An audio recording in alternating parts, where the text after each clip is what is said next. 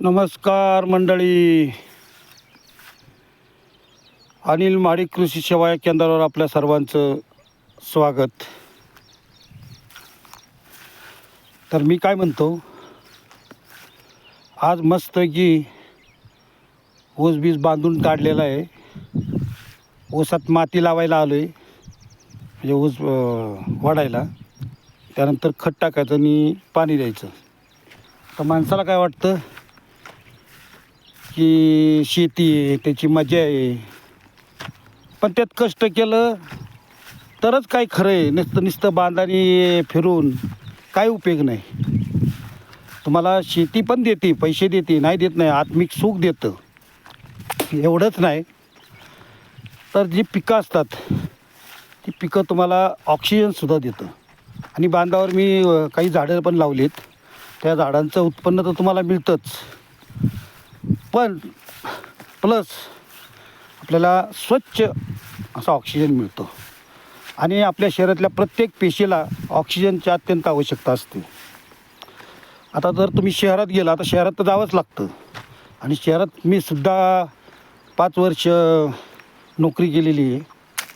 पण आता वाहनांची खूपच वर्दळ वाढली, त्यामुळं त्या धुरातून कार्बन डायऑक्साईड खूप प्रमाणात वाढलेलं आहे, प्रदूषण वाढलं आहे.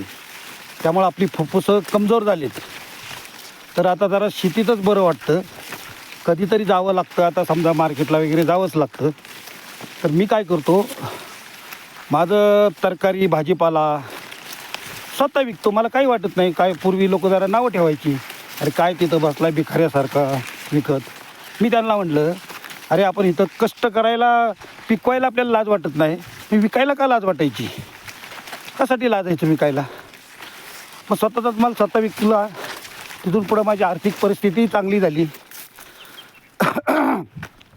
आज मुलगा इंजिनियर झाला, BE मेकॅनिकल, नंतर MBA केलं.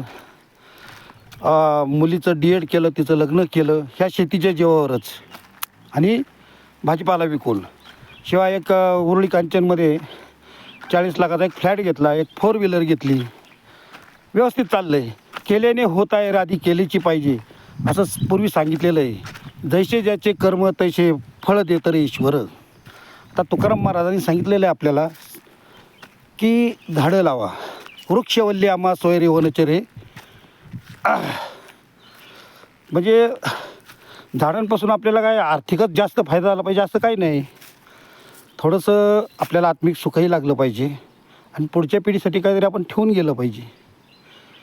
आता प्रत्येकाचं विचार करण्याची पद्धत वेगळी असते.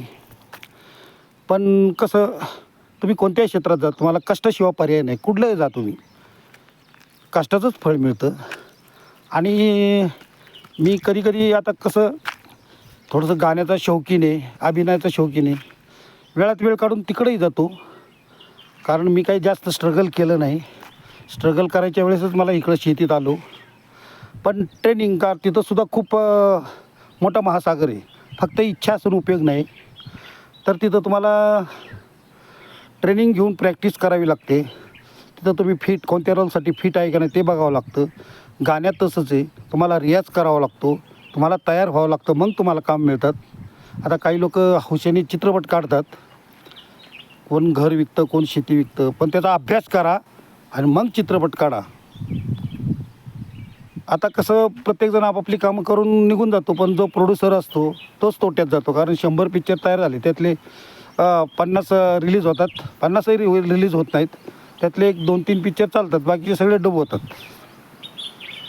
बाकी काही नाही. धन्यवाद.